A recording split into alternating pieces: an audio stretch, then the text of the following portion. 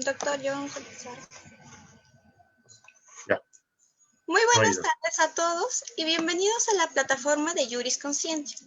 Mi nombre es Erika Castro y el día de hoy tenemos en la palestra un tema muy cuestionado desde los tres poderes del Estado, el mismo que ha generado una controversia amplia en las últimas décadas en nuestro país. Y este es el tema del derecho fundamental a la identidad de género en la jurisprudencia del Tribunal Constitucional. Nuestro ponente nos resolverá algunas dudas sobre la identidad de género, puesto que en estos últimos años hemos escuchado tratarse del tema desde varias aristas y ninguno llega aún a descifrar qué se entiende por identidad de género y si éste realmente está asociado a la comunidad LGTBIQ+, o si solo se refiere a la calidad hombre y mujer. Todas esas cuestiones y más serán tratadas hoy, donde veremos qué opina nuestro máximo intérprete de la Constitución sobre este tema de coyuntura actual y cuáles son los fundamentos en los que se ampara.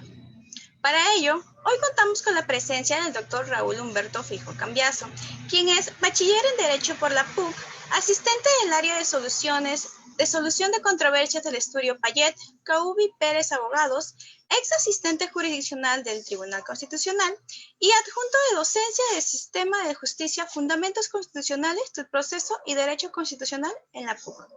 Adelante, doctor, lo escuchamos. Muchas gracias, Erika, y muchas gracias a Yuri Conciencia por esta invitación. Es la primera vez que estoy colaborando con ustedes, así que muchas gracias por el espacio. Efectivamente, como tú señalabas, es un tema bastante polémico y muy actual, ¿no? Sabemos que hace pocos días se ha aprobado el dictamen en la Comisión de Congreso respecto a una posible nueva ley de identidad de género que generó gran debate, ¿no? Sobre todo en redes sociales, sobre todo muchas personas que confundían muchos conceptos, muchas personas que incluso empezaron a lanzar una serie de opiniones discriminatorias, homofóbicas, transfóbicas, que definitivamente nos obliga, ¿no? Desde el punto de vista académico jurídico, a plantear algunas pautas generales, algunas pautas que permitan a la comunidad jurídica, a los estudiantes de derecho, a los abogados y abogadas, poder conocer un poco más sobre este tema, que en realidad no se habla mucho, ¿no? Hubo un momento muy fuerte en el que se habló cuando la sentencia que vamos a ver, el caso Romero Saldarriaga, pero luego ha habido un silencio bastante largo, como iré explicando más adelante, que hoy vuelve el tema a ponerse en debate, en agenda, y resulta fundamental poder entender dos cosas.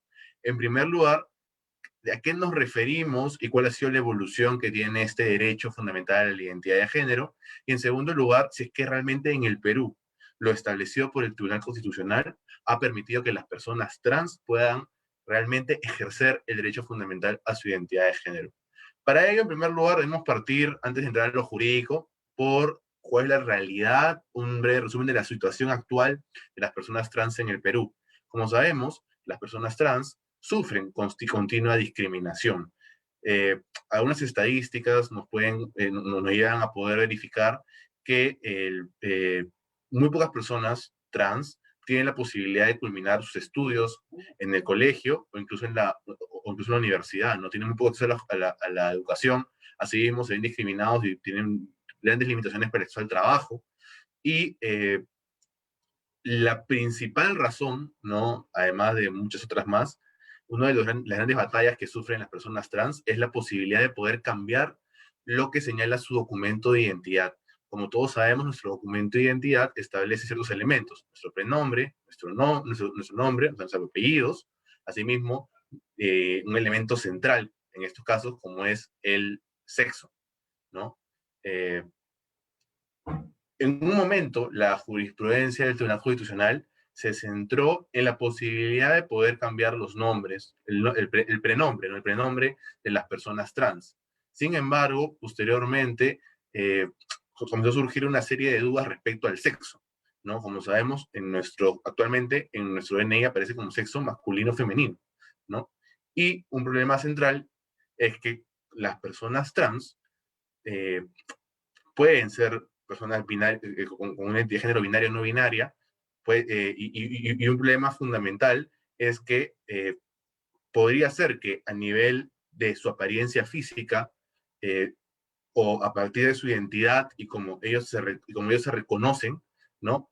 hubiera un problema con respecto a su documento de identidad, donde posiblemente, si yo me viera de cierta manera o me identificara de cierta manera, pero luego mi documento de identidad dijera un sexo distinto, esto generaba que sea esto un elemento para la discriminación, tanto a nivel de las autoridades públicas, de la policía. En la pandemia se hizo incluso esto muy, muy fuerte, ¿no? Cuando teníamos esta distinción que se hizo entre un día salen los hombres, salen las mujeres, y qué pasaba con las personas trans, ¿no? Entonces, el documento de identidad para la comunidad trans siempre ha sido un elemento para fomentar la discriminación, para señalar, oye, tú no eres la persona que aparece en el DNI, o tu sexo es diferente al que estoy viendo. Entonces, esa situación genera de que constantemente las personas trans tengan mucho miedo de poder ejercer sus derechos fundamentales como la educación, como el trabajo, y sobre todo poder realizar lo que todos queremos, su proyecto de vida,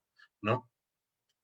Entonces muchas personas me preguntaban estas semanas cuando salió este proyecto de ley de identidad de género, ¿qué opinas, Raúl? ¿No? ¿Qué significa? ¿De dónde salió la identidad de género? Y yo muy claramente, como vamos a ver a continuación, les decía, esto tiene un reconocimiento por parte de la jurisprudencia del Tribunal Constitucional. No es que el Congreso se lo ha inventado de un día para el otro, no, esto es una lucha constante, es una lucha que a nivel internacional, ¿no? A través de los tratados internacionales, a través de diferentes declaraciones de otros países, tienen una evolución mucho más grande que el Perú, pero el Perú es un país bastante conservador, como sabemos, ¿no? Entonces, vamos viendo poco a poco qué ha dicho la jurisprudencia del TC. El primer caso que tenemos que ver, definitivamente, es el caso Karen Mañuca, ¿no? Es un caso del año 2006, ¿no? Donde, en este caso, el Tribunal Constitucional tuvo que analizar un caso, una demanda de la señora Karen Mañuca, quien señalaba de que nació con un sexo masculino, ¿no? Pero que luego, a través de los años, se sometió a una operación de cambio de sexo y que inicialmente había ganado un proceso judicial civil para el cambio de su prenombre. Había habido en la RENIEC el problema de que ella había perdido su documento de identidad y cuando quiso renovarlo, la RENIEC se resistía a ponerle el prenombre que aparecía en el primer proceso judicial civil que había ganado, ¿no? Le pusieron el prenombre que tenía inicialmente con el sexo masculino, ¿no? Ella alegaba que quería llamarse Karen Mañuca porque era de acuerdo a lo que establecía su identidad de género, ¿no? El Tribunal Constitucional en ese momento analiza y señala que, en efecto, la posibilidad de cambiar el prenombre debía ser establecido, debía ser amparado por el hecho de que había un pronunciamiento en calidad de cosa juzgada en el proceso civil. Sin embargo, al momento de analizar un elemento muy importante, como hemos dicho, como es el sexo, señaló que el sexo en el documento responde únicamente al elemento biológico, al elemento anatómico. El elemento, como yo nazco, si nazco hombre o mujer, es el sexo que se queda en mi documento de identidad. Esto definitivamente generaba un gran problema para las personas trans, porque como hemos dicho, era un elemento para que si el sexo no coincidía con el prenombre y además no coincidía con la apariencia, se utilizara como una posibilidad de que lo discriminaran día a día, ¿no? De que las personas dijeran, oye, tú no eres la persona de este documento, no entiendo, y esto generaba finalmente que las personas trans no puedan ejercer sus derechos, se vean más bien se vean obligadas a esconderse, a no poder ejercer libremente todo su proyecto de vida, ¿no? Asimismo, hay que mencionar que el Tribunal Constitucional llenó esa sentencia que consideraba de que la identidad, consideró que las personas trans padecían de una patología, ¿no? Consideró que era una enfermedad psicológica. Y esto definitivamente es algo eh, que posteriormente ha ido cambiando, ¿no? Pero inicialmente la posición del TC en el caso de Karen Mañuca, año 2006, es una patología, solamente vas a poder cambiar tu prenombre, pero tu sexo tiene que quedar tal como está. Posteriormente tenemos un caso, ¿no? Un segundo caso en la jurisprudencia del tribunal que debemos revisar, que es el caso PEM, ¿no? El caso PEM es un caso muy parecido al caso de Karen Mañuca. También se buscaba poder hacer la modificación en RENIEC de el prenombre, sumado ahora a el sexo, ¿no? El caso PEM se buscaba que el sexo establecido fuera el femenino, si bien la persona PEM había nacido eh, de forma biológica como hombre, se había también sometido a una operación de cambio de sexo, ¿no? En este caso, lo que señala el tribunal es que procede la posibilidad de cambiar el prenombre, pero nuevamente reitera el criterio de Karen Mañuca señalando que estamos ante una patología por parte de las personas trans y considera que no se puede modificar el sexo. Esto debido a que el sexo nuevamente está ligado a al momento del nacimiento, es un tema biológico, tal como naces, será siempre el sexo establecido en tu nacimiento y no relacionado de ninguna manera a la identidad. Eh, esta línea jurisprudencial además se le suma, ¿no?, dos argumentos que se utilizan.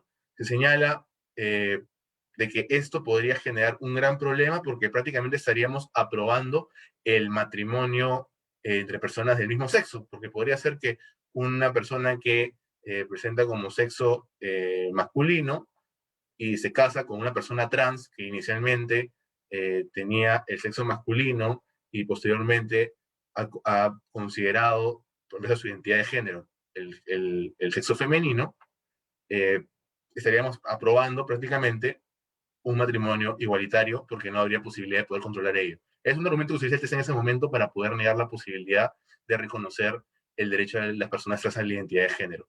Y asimismo le suma que esto podría generar incluso otro problema más grande, porque podría ser que ellos adopten hijos, ¿no? Y estaría probando también la adopción de parejas homosexuales, ¿no? Es el argumento que utilizan para patear el tablero y no aprobar en ese momento la posibilidad de un reconocimiento de la identidad de género de las personas trans. Esta línea jurisprudencial, que era, desde mi punto de vista, discriminatoria, fue modificada por un caso muy reciente, que es el caso de Ana Romero Saldarriaga. Este caso es muy importante porque el Tribunal Constitucional rompe, por mayoría, rompe esta línea jurisprudencial inicial del caso Karen Mañú y el caso PEM, señalando de que no estamos ante una patología, sino ante una disforia de género. Y no debe ser considerado como una enfermedad de las personas trans, sino que esto más bien responde a un derecho fundamental, su derecho fundamental a la identidad en su manifestación de la identidad de género. Es decir, es parte del contenido judicialmente protegido del derecho a la identidad de género. Y esto es fundamental porque se cambia totalmente la visión del tribunal y se establece que ya el sexo no está vinculado necesariamente a el sexo al momento de nacer. No tiene nada que ver con el tema biológico, sino que el sexo es, sino que lo que importa ahí es el género. Y el género es considerado desde el punto de vista de la identidad de las personas desde un punto de vista dinámico, ¿no? El género puede ir modificándose a través del tiempo en base a las vivencias de cada persona y lo que se establece como el sexo dentro del documento nacional de identidad también puede ser variable y dinámico, de forma que no se limita solamente la modificación de los prenombres, sino también la posibilidad de yo cambiar en mi DNI el sexo en base a mi identidad de género. Por lo tanto, si yo me considero el día de hoy hombre, o mujer, por más que inicialmente cuando yo nací de forma distinta, tengo el día de hoy la posibilidad de poder cambiar a través de un proceso judicial eh, el sexo que aparece en mi documento nacional de identidad. Es importante que señalar que el tribunal establece de que el amparo no es la vía para poder solicitar ello, sino que determina, por el contrario, que la vía que corresponde es el proceso sumarísimo en un proceso civil. ¿Por qué? Porque establece el tribunal que es necesario acreditar con ciertas pruebas que yo presento que yo ejerzo mi derecho a la identidad de género y debo acreditar cómo se produce esto, ¿no? Por ejemplo, señala el tribunal, no es ni presente, pero se entiende, ¿no? Si se puede probar que he realizado una operación de cambio de sexo, podría servir como una posibilidad, como un medio probatorio, ¿no? De repente, si he vivido de cierta manera, también podría servir como a una anécdota, a un testimonio, etcétera, ¿no? Necesitamos pruebas para poder determinar de que proceda este pedido de cambio de nombre y cambio de sexo en el documento nacional de identidad. Este cambio, desde mi punto de vista, es un importante avance porque permite por primera vez reconocer la identidad de género ya no como una patología, sino como un derecho fundamental y como la necesidad de que esto sea amparado y que las personas trans tengan esta apertura hacia ya no ser más discriminados a través de su documento nacional de identidad. Sin embargo, hay una serie de problemas desde el punto de vista procesal de los cuales este tema no se conversa. Y creo yo que es un problema central por el hecho de que es muy pocas las personas que de verdad analizan los problemas que conlleva las consecuencias de esta jurisprudencia del TC, ¿no? Si bien es un avance, no es lo que se necesita. Y esto lo vamos a comparar después con este proyecto de ley de la identidad de género, que nos va a poder demostrar por qué, desde mi punto de vista, es positivo el avance que se está buscando hoy en día en el Congreso. Primer problema, la identidad es un derecho fundamental que depende de la mente de cada persona, depende de las vivencias de cada persona, depende de cómo me siento yo, es algo subjetivo.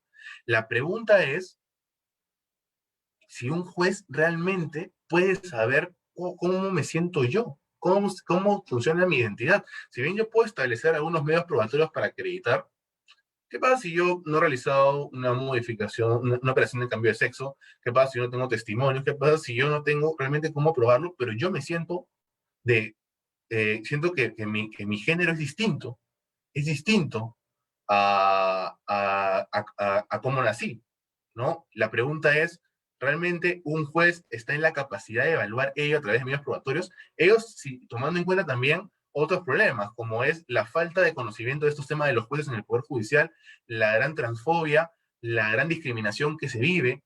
La pregunta es, ¿un juez realmente tiene la capacidad para poder realizar esta evaluación? Y eso es algo que yo me he venido preguntando desde que salió el caso de Romero Saldarriaga, ¿no? Yo trabajé en el Tribunal Constitucional mucho tiempo, claro, y cuando se conversaba de las sentencias se decía, bueno, es lo que se pudo hacer como avance, ¿no? Pero es realmente lo que necesitábamos, y es una pregunta importantísima, ¿no?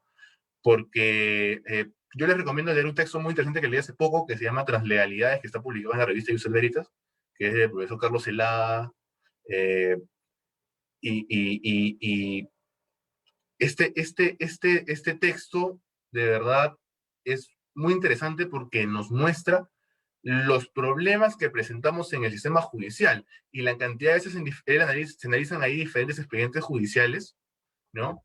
Y se verifica cómo durante el proceso se utilizó muchas veces lenguaje discriminatorio por parte de los jueces, incluso las mismas personas trans tenían la capacidad o el asesoramiento legal suficiente para saber cómo acreditar su identidad de género.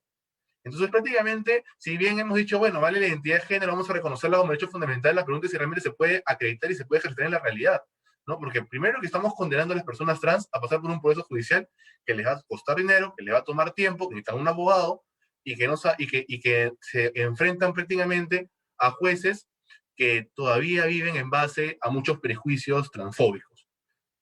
Asimismo, en segundo lugar, otro gran problema está relacionado a por qué no se puede ir a un proceso de amparo, ¿no? Y justamente ahí ahora se han cerrado las puertas, los jueces han interpretado el caso de Romero Saldarriaga como que la única posibilidad que tengo como persona trans para solicitar un cambio en mi DNI respecto al sexo que aparece ahí es a través de un proceso civil. Y en realidad eso no me parece del todo cierto, ¿no? Yo considero de que necesitamos el presidente Elgo Ríos, que es el que nos permite determinar cuándo ingresamos o no ingresamos a un proceso de amparo, a un proceso constitucional. Podemos verificar ahí de que en realidad se debe ver en el caso concreto si hay algún elemento de urgencia que justifique un proceso de amparo, ¿no? Si una persona trans está sufriendo todos los días violencia, si está en peligro su vida porque se le discrimina por cómo hay se aprovechan de que en su documento nacional de identidad eh, hay una discrepancia entre lo que aparece allí y la persona cómo se ve, y eso es una forma para poder discriminarla, para poder cerrar las puertas a muchas oportunidades, definitivamente eso merece urgencia, y eso merece hacerse un amparo, ¿no? Lamentablemente hemos pensado que el único lugar, y lo que hicieron los jueces en el tribunal, fue prácticamente patear el tablero y decir, ¿saben qué? Vayan a hacer proceso civil. Y eso en realidad no es una solución, porque desde mi punto de vista, esto con cargo, por supuesto, seguramente se podrá investigar con más profundidad si vamos viendo proceso por proceso, pero de un análisis preliminar se puede verificar que los costos están de todas maneras. La necesidad de acreditar algo muy difícil como es la identidad de género relacionado a las vivencias subjetivas de cada persona respecto a cómo se sienten con su género, me parece también muy difícil de acreditar. Y por último tenemos a jueces que no sé hasta qué punto realmente puedan entender las vivencias y muchos se han quedado todavía en la idea binaria del género, de que se basa en el elemento biológico y cromosómico y punto, ¿no? Entonces, es allí donde aparece la importancia de esta nueva ley de identidad de género. ¿Por qué?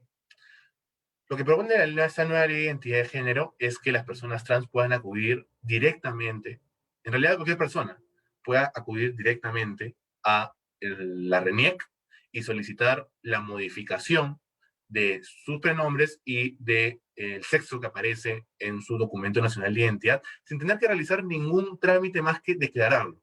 No necesitamos acreditar con pruebas, no necesitamos pasar por un juez, no necesitamos pasar porque a nivel administrativo hay un procedimiento administrativo, no, simplemente se declara y eso ya se registra y se hace la modificación automática. Eso ha generado un gran miedo y escándalo en una gran cantidad de personas diciendo, wow, ahora cualquier persona se va a poder cambiar en su DNI de sexo y esto va a generar un caos a nivel jurídico. Bueno, en realidad yo creo que lo que debemos priorizar es los momentos y poner los zapatos de las personas trans y ver cómo día a día son discriminados, ¿no? Y preguntarnos si realmente este miedo de que todo se vuelva un desorden. Personalmente, los derechos fundamentales, desde mi punto de vista, no pueden ser absolutos en un Estado constitucional. Sin embargo, si es que no se están vulnerando otros derechos fundamentales de terceros o principios constitucionales, en realidad yo no encuentro ninguna razón para limitar un verdadero ejercicio del derecho fundamental a la identidad de género de las personas trans, ¿no? Eh, ¿Cuál podría ser un derecho fundamental que esté por medio por otro lado? La verdad es que hasta el día de hoy no lo encuentro. Hay personas que me han dicho, no, está detrás la moral de la mayoría. No, las personas del Perú es conservador, no podemos permitir esto. Mi pregunta es, ¿y la moral realmente es un elemento que pueda ser utilizado como un límite al ejercicio de derechos fundamentales? ¿No es acaso la moral otra cuestión totalmente subjetiva que depende de ciertos sectores, que no sabemos en realidad hasta qué punto este concepto indeterminado puede servir para limitar un derecho fundamental? Desde mi punto de vista está mal y queremos imponer la concepción de una mayoría que busque discriminar y establecer una situación de no ejercicio de derechos fundamentales para cierta minoría, ¿no? Entonces, en ese sentido, yo no encuentro una razón válida a nivel de derechos fundamentales que nos permitan justificar por qué limitar el derecho a la identidad de género de las personas trans. De este modo, también yo me pregunto cómo nos afecta o sea, cómo puede afectar a ciudadanos que están en contra. Porque claro, pues unos me dicen es por la religión, otros me dicen es por niveles morales, otros me dicen es por información familiar, y yo me pregunto, ¿y esto realmente cómo nos afecta? ¿No? ¿No te gusta mirarlo? No lo veas, ¿no? O sea, pero en realidad lo que yo creo desde mi punto de vista que sería lo ideal es que poco a poco tengamos esta educación con enfoque de género que justamente permita que podamos entender estas personas, a las personas trans, que no las veamos como algo aislado, como algo que miedo, no, para nada. Yo tengo la buena suerte de tener muchos amigos y amigas trans, de poder haber conocido un poco de su vida, un poco de lo que han vivido, me han contado historias muy, muy fuertes, y mi recomendación es, oye, ¿por qué no hacemos un alto? Y en vez de decir, es una patología, ¿por qué no escuchas un momento cómo viven? Y lamentablemente toda la discriminación que sufren, y cómo no pueden ejercer derechos fundamentales como otras personas, ¿no? Creo que eso debería ser el análisis que hagamos. Ahora, ¿qué es lo que establece, como les decía, esta nueva ley de identidad de género que se propone? Es poder ir a la RENIEC directamente, y esto en realidad ya a nivel comparado existe. Un caso muy, muy importante es el caso argentino, ¿no? En el caso argentino ya existe esto de hace varios años, donde una persona va libremente al Registro Nacional de Identidad de Argentina y solicita una modificación de su documento, y esto se realiza de forma inmediata, sin tener que acreditar nada, basta la mera declaración. Otros me dicen también, cuando me preguntan, dicen, oye, ¿los menores de edad podrían hacerlo? Claro, si tienen el consentimiento de sus padres, puedan realizarlo. ¿Y qué pasa si los padres no quieren? Tendremos que ahí sí de repente proponer, y también lo dice muy bien este proyecto, es acudamos a un juez, vía judicial, tendrá que primar el interés superior del niño, ¿no? Creo que es la forma de solucionar esos problemas. Pero un caso muy interesante es un caso de Argentina, ¿no? Una niña llamada Luana eh, nació cromosómicamente como hombre, eh, decidió hacer a los 6 años, ¿no? Sintió que su género no correspondía, ¿no? Con el sexo biológico, y se hizo la modificación de Luana, ¿no? En su documento de identidad. en realidad para uno fue escandaloso, tiene 6 años, pero sus padres la apoyaron y es una persona trans que vive feliz hoy en día. Entonces, no pensemos que lo que está estableciéndose en el Congreso en este momento es una cuestión que se ha inventado, que estamos locos, que de dónde sale esto. No, esto en realidad es una respuesta a una situación de discriminación constante que viven las personas trans, que se ha venido ignorando, que se busca patear, porque estamos hablando de una minoría, lamentablemente. Y muchas veces en el Congreso, o en realidad a nivel jurídico, pensamos que lo que debe primar es lo que le importa a la mayoría. Claro, en un contexto de pandemia seguramente, y también es otro argumento que he escuchado, hay muchos temas importantes para la mayoría, como puede ser la salud, el trabajo, la educación, etcétera. Pero pongamos a pensar, si todos sufrimos esto, imagínense las minorías que ya sufrían discriminación, ¿cómo están ahora?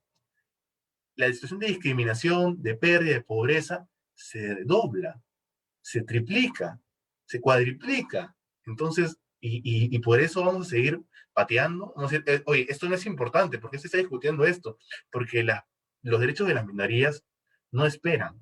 Los derechos de las minorías no pueden esperar 20, 30 años porque es discriminación, son personas. Y es lo que a veces no entendemos, ¿no? Yo en realidad considero que la identidad de género, y es una posición personal, es una cuestión meramente subjetiva y dinámica que queda en cada persona, ¿no? Yo en realidad eh, puede ser bastante progresista esto y desafiante para algunas personas, pero yo no le encuentro mucho sentido a mantenernos y rasgando las vestiduras porque el género es así, el género es allá. O sea, yo creo que el género es algo subjetivo, ¿no? Y que depende de cada persona y no deberíamos estar con el miedo de que estamos permitiendo un matrimonio igualitario con esto, estamos permitiendo la adopción de personas del mismo sexo. Creo que son argumentos que buscan simplemente patear y patear, porque no nos damos el tiempo de poder entender la situación de otros, de las personas trans que viven discriminados todos los días, y esto realmente urge, ¿no? Urge que de verdad busquemos mecanismos que ya no manden a las personas trans a un proceso judicial que es largo, que se ven más discriminados por los jueces, que ven la frustración de no poder acreditar, que ven la frustración de pasar años sin poder realizar esta modificación en su documento nacional de identidad, y pensemos por qué no darle paso a esta nueva posibilidad y ver cómo funciona, ¿no? Definitivamente se requiere tener toda una mecánica en el registro, en la RENIEC, para poder llevar a cabo esto. Pero tampoco es que sea muy costoso, ¿no? Tener un formulario que llena sin un registro, ¿no? Entonces también por el tema del costo, tampoco hay un tema de costo. Y bueno, cuando hablamos de derechos fundamentales, creo que los costos terminan siendo una segunda prioridad si es que estamos hablando de personas que viven discriminados día a día, ¿no? Eh, Esas son unas reflexiones que quería hacer con ustedes muy breve, porque en estas semanas muchas personas me han estado preguntando, Raúl, ¿qué opinas sobre el tema? ¿De dónde salió esto? Y claro, en resumen, como conclusión, yo les diría, revisen la jurisprudencia del CC que hemos visto, revisen cómo se viene avanzando a nivel internacional, también a nivel caso de Bolivia, de Colombia, es muy interesante, también van avanzando y adoptando la posibilidad de acudir a un registro y hacer la modificación de forma automática, ¿no? Nosotros en el Perú hemos hecho un avance a medias porque hemos mandado a las personas tras un proceso judicial que prácticamente de 20 casos que hay, la mitad procede, la mitad no procede, y eso no significa tampoco de que no han pasado muchos años y tienen que gastar muchos recursos económicos. No sabemos cuánta gente se abstiene de acudir a un proceso judicial por miedo a ser discriminada o porque no tiene las posibilidades económicas de conseguir un abogado o también las posibilidades económicas de poder llevar a cabo este proceso, ¿no? Entonces, mi conclusión y mi reflexión final sería, tratemos de mirar, cuando hablemos de minorías, tratemos por un momento de dejar de lado nuestras ideas preconcebidas, nuestra cultura, nuestra formación que a veces nos sesga, y tratemos por un momento de ponernos en los zapatos de las personas que se ven discriminadas todos los días. Solo por un segundo, y es lo que les pido, ¿no? Yo me enfoco prácticamente desde hace bastante tiempo en analizar, en estudiar los derechos fundamentales de diversas poblaciones en situación de vulnerabilidad y minorías, ¿no? Y claro, una cuestión que siempre me preguntan es, oye, pero esto en realidad es importante, ¿por qué no te enfocas en cosas más grandes? Porque lamentablemente es muy pocas las personas que realmente se preocupan por estos sectores olvidados, por esos sectores que incluso hay una candidata al Congreso que está postulando una persona trans. ¿Cuántas personas le han hecho bullying? ¿Cuántas personas le han maltratado? ¿Cuántas personas se han burlado? Y yo digo, oye, no queremos que tengan derechos, pero cuando buscan de alguna forma también acudir a la representación para poder llevar su voz, los atacamos. buscamos desanimar a esas personas, buscamos desanimar que las poblaciones de vulnerabilidad puedan tener una voz. Entonces, ¿y por qué? Porque pensamos que lo que vale es el pensamiento de la mayoría, porque pensamos que hay una sola moral, porque pensamos que hay que imponer ideas. Y eso, por lo menos de mi punto de vista, como dedicado a la academia jurídica, no es lo que quiero para el Perú, ¿no? Ojalá que con esta ponencia un poco desafiante, ella nos dirá, Erika, cómo reacciona ella, cómo reacciona la gente que la escuche, eh, si es positivo o no es positivo el análisis, pero sí, bueno, en realidad no siempre vamos a estar de acuerdo. Yo creo que las personas trans necesitan más gente fuera de los espacios trans que puedan llevar la voz, que puedan apoyar. Definitivamente yo no vivo y no puedo estar en los zapatos de una persona trans viviendo la discriminación que viven día a día, me solidarizo con esas personas, pero sí creo que con esta ponencia me he animado por primera vez a hablar de este tema desde un punto de vista constitucional y espero aportar desde lo que yo me especializo, que es el derecho procesal constitucional, a ver soluciones jurídicas que permitan mejorar esto. Yo creo que esta ley de identidad de género es un gran avance y ojalá que se apruebe en el Congreso y permita que las personas trans ya no tengan que pasar por procesos judiciales, sino que puedan por fin ejercer de forma libre, igualitaria y sin barreras su derecho fundamental a la identidad de género. Muchísimas gracias y quedo atento a cualquier duda o pregunta que haya quedado de esta ponencia. Muchas gracias, doctor Raúl. Claro, tenemos dos preguntas en las redes. Una de ellas es, ¿cuál es la posición del Tribunal Constitucional respecto a las personas del mismo sexo que se casen en el extranjero y soliciten la inscripción ante RENIEC? Bueno, entonces es un tema también súper importante, ¿no? Hace poco, como sabemos, hubo un caso relacionado a esto. Eh, Lamentablemente, el Tribunal Constitucional, a diferencia del caso Romero Saldarriaga, que se hizo un avance en el tema del matrimonio igualitario de personas del mismo sexo, pateó también el tablero. Y lo pateó peor porque declaró improcedente ese recurso de agravio constitucional que lleva el TC, ¿no? Eh, que era una oportunidad fundamental para poder pronunciarse sobre este tema.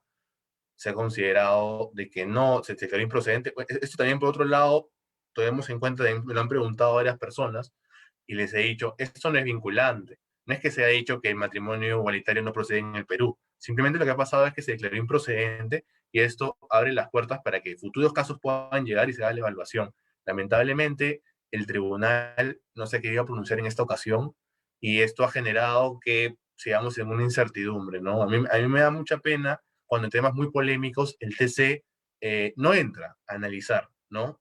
A veces se busca forzar la improcedencia como sea. Este me parece que fue un caso de estos, ¿no? Y claro, la conclusión es, ¿y ahora qué pasa con las personas del mismo sexo que buscan con su matrimonio? No hay respuesta, hay un vacío. No pueden, ¿no? Está prohibido, ¿no? Entonces, lamentablemente, igual pasó con lo que hemos tenido hace poco por la causal de vacancia por incapacidad moral, ¿no?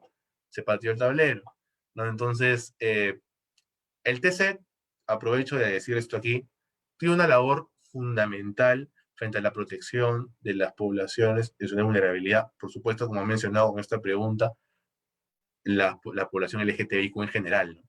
Y claro, que llegue un caso ya es bastante difícil, ¿no? O sea, no saben la cantidad de años que han pasado, no saben la cantidad de esfuerzo jurídico que ha habido con abogados, la cantidad de situaciones de discriminación, porque vamos, o sea, no puedo tener reconocido mis derechos como un matrimonio igualitario, ¿no? Y con mi pareja. Entonces, eh, y claro, cuando se declaran improcedentes, como que, oye, ya, aunque sea, pronúnciate, analiza, desarrolla, ¿no? Para mí ha sido una gran pérdida lo que sucedió el año pasado con el TC en este tema. Y bueno, ojalá que pronto llegue otro caso y si entremos a analizar y si entremos a desarrollar. Lo veo difícil porque tenemos una composición del TC. Hay algunos magistrados muy progresistas, me parece excelente. Hay otros magistrados muy conservadores. Y bueno, más allá de ser progresista o conservador, lo he dicho toda esta ponencia, ¿no? Lo importante, cuando hablamos de derechos fundamentales, no es mi religión, no es mis ideas de formación, como me han criado mi familia, no, lo importante es cómo se ejercen los derechos fundamentales y buscar razones reales que permitan limitarlos, ¿no? Razones jurídicas que permitan limitarlos. Entonces, para mí es una gran decepción que hasta el día de hoy en el Perú estemos muy lejos todavía de poder encontrar opciones para un ejercicio igualitario del matrimonio de las personas del mismo sexo, ¿no? Muchas gracias por la pregunta. Tenemos otra pregunta. ¿Qué medidas alternativas o de solución se podrían plantear cuando dos personas del mismo sexo quieran contraer matrimonio en el Perú?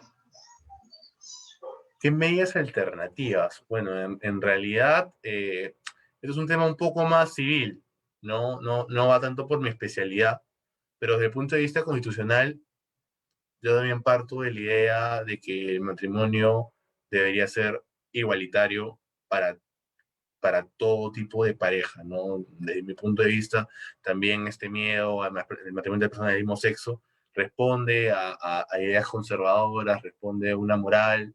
Desde mi punto de vista, cada persona tiene la posibilidad de poder ejercer su proyecto de vida como desee, no debería haber limitaciones para ello poder vivir como desee, no deberíamos considerar que algo es una patología, no deberíamos considerar que algo es una patología porque lo vemos diferente a lo que nosotros pensamos, ¿no? Y eso es porque en el Perú falta todavía mucha tolerancia, falta enfoque de género, falta poder entender que hay personas que se desarrollan diferente, que tienen una orientación sexual distinta.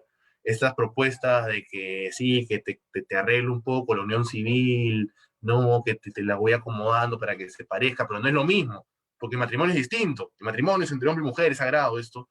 Para mí eso es totalmente una forma de maquillar discriminación, de maquillar una diferenciación que no encuentro ningún tipo de sustento, me parece totalmente arbitrario, sinceramente, porque la única razón es que sí, que el pueblo peruano todavía no está listo, y no está listo hace 50 años, y no está listo hace 100 años, y no sé cuándo estará listo, sinceramente, porque hasta que no adoptemos políticas públicas de educación que permitan que las personas empiecen a pensar distinto como piensan hoy día, que nos empecemos a escuchar, a respetar formas distintas de pensar, de vivir, de sentir, de identificarnos, esto tiene para rato. Entonces, por eso para mí, que haya una ley de identidad de género el día de hoy en el Congreso es un gran avance. Más allá de que se apruebe en el Pleno, no. Que lo veo también bastante difícil por el Pleno bastante conservador en cómo está conformado y sumado a que posiblemente, no sé cómo salgan las elecciones mañana, pero me huele a que tendremos también un Congreso conservador. Entonces es fundamental, sobre todo, creo yo, esta nueva generación, la juventud, ¿no? Que los jóvenes dedicados, bueno, de nuestro punto de vista jurídico, ¿no? Porque estamos acá convocados como abogados, podamos aportar este tipo de ideas para llevar la voz de las minorías, porque si no lo hacemos nadie lo va a hacer, y van a haber una situación de discriminación 30, 40, 50 años más, ¿no? Yo, sinceramente, como les menciono, no encuentro ninguna razón que justifique tener fórmulas distintas respecto al matrimonio, sea para una persona de un sexo, de una orientación sexual distinta, para una persona trans, no encuentro una justificación, más allá de temas morales, de temas de ideas preconcebidas que terminan discriminando, ¿no? Así que esa es la respuesta que podría dar para encontrar una fórmula más igualitaria. Muchas gracias. Tenemos una última pregunta. Eh, y en el caso del conocido conductor Ricardo Morán y sus dos hijos, a los cuales se les ha negado la nacionalidad peruana, los cuales no pueden, por ello no pueden salir del país. Cabe recalcar que son hijos biológicos del señor. Al negarles la nacionalidad peruana, se le está negando la identidad a los niños. ¿Por qué? Por el simple hecho de que su papá tiene una orientación sexual distinta. ¿Qué medidas se podría tener en ese caso, ya que es un derecho fundamental, el derecho de identidad? Definitivamente ahí también hay una situación de discriminación clara para mí, ¿no? Esperemos que pronto Ricardo Morán pueda encontrar la posibilidad de llevar esto a la justicia. Me parece que lo está haciendo a través de un amparo. Así que otro tema que veremos cómo el tribunal, bueno, sabemos que nuestra justicia en el Perú, sobre todo la supuesta tutela de urgencia, funciona muy mal. No creo que llegue en menos de 2 años, tal vez 3. Para poder discutir ese tema, ¿no? Yo creo que Ricardo Morán es una persona súper feliz con sus hijos, ¿no? Y aparte también es una posición personal, ¿no? Pero creo que una buena crianza está basada en el amor que te dan en casa y no tanto después de la orientación sexual de tus padres, ¿no?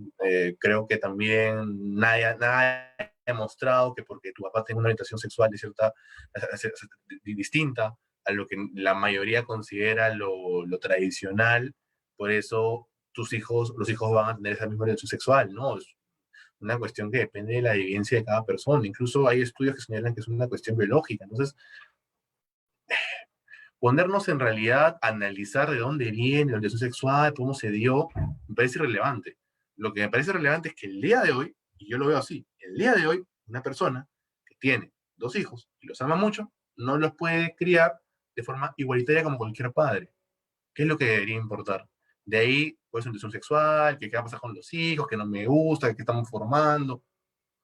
Lamentablemente yo, como vengo diciendo, sueño con un Perú distinto, ¿no? Con un Perú que pueda empezar a entender que hay formas distintas de vivir, cada uno vive su forma, su proyecto de vida, y deberíamos buscar medidas que permitan que un padre pueda ejercer su derecho de paternidad como cualquiera, sin importar su orientación sexual. Para mí eso es totalmente discriminatorio. Ojalá que pronto llegue el TC, ojalá que el TC se pronuncie, esta vez, no quería improcedente, buscando algún tipo de hueco en el tema procesal, y podamos tener, ¿por qué no?, el primer caso de reconocimiento de un padre con una orientación sexual distinta, ¿no? Muchas gracias. Bueno, muchas gracias, doctor Raúl, por acompañarnos el día de hoy. Y gracias a todas las personas que nos vienen siguiendo a través de nuestras redes. Se les recuerda que la próxima semana nos encontramos celebrando nuestro primer aniversario, por lo que están todos cordialmente invitados a ser parte de las diversas ponencias que se estarán realizando con invitados de lujo. Muchas gracias, doctor. Muchas gracias, Erika, y feliz aniversario. También vamos a estar ahí apoyándolos con alguna ponencia que nos han indicado. Muchas gracias por la oportunidad y atento a cualquier otra duda que vaya surgiendo en los comentarios para responderla. Muchas gracias. Hasta luego.